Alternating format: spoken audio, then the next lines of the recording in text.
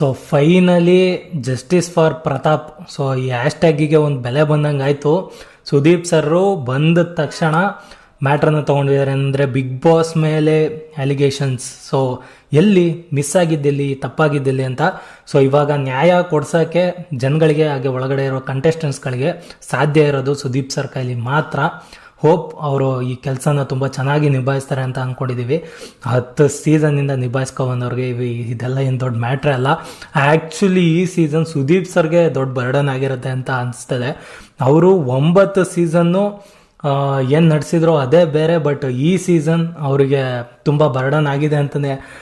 So ಎಲ್ಲ ವೀಕಲ್ಲೂ ಏನಾದರೂ ಒಂದು ಜಗಳ, ಸೊ ಸುದೀಪ್ ಸರ್ ಬರಬೇಕು, ಇದ್ರ ಬಗ್ಗೆ ಮಾತಾಡಬೇಕು, ಅವರಿಗೇನೆ ಯಾವ್ಯಾವ ಥರ ಸಾಲ್ವ್ ಮಾಡೋದು, ಇದು ಎಲ್ಲೆಲ್ಲಿಂದ ತಪ್ಪಾಗ್ತದೆ ಅಂತ ಹೇಳಿ ಸ್ಕ್ರ್ಯಾಚಿಂದ ಎಲ್ಲ ಸಾಲ್ವ್ ಮಾಡ್ಕೊಂಡು ಬಂದಿದ್ದಾರೆ. ಇವಾಗ ಕೊನೆಗೆ ಬಂದು ನಿಂತಿರೋದು ಕಂಟೆಸ್ಟೆಂಟ್ಸ್ಗಳ ಮೇಲಿರೋ ಅಲಿಗೇಷನ್ಸ್. ಇತ್ತೀಚೆಗೆಲ್ಲ ಸ್ವಲ್ಪ ಕಮ್ಮಿನೇ ಆಗಿದೆ ಜಗಳಗಳು, ಅದೆಲ್ಲ. ಸೊ ಎಲ್ಲ ಸ್ವಲ್ಪ ಅರ್ಥ ಮಾಡ್ಕೊಂಡಿದ್ದಾರೆ ಅಂತ ಅನಿಸ್ತದೆ. ಮೇಯ್ನ್ ಆಗಿ ವಿನಯ್ ಅವರಲ್ಲಿ ಬದಲಾವಣೆ ತುಂಬ ಇಷ್ಟ ಆಗಿದೆ.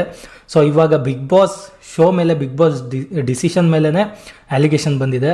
ಸೊ ಇದನ್ನು ಹೆಂಗೆ ಹ್ಯಾಂಡ್ಲ್ ಮಾಡ್ತಾರೆ ಸುದೀಪ್ ಸರ್ ಅಂತ ಹೇಳ್ಬಿಟ್ಟು ನಾನು ನೋಡೋಕ್ಕೆ ಕಾಯ್ತಾ ಇದ್ದೀನಿ.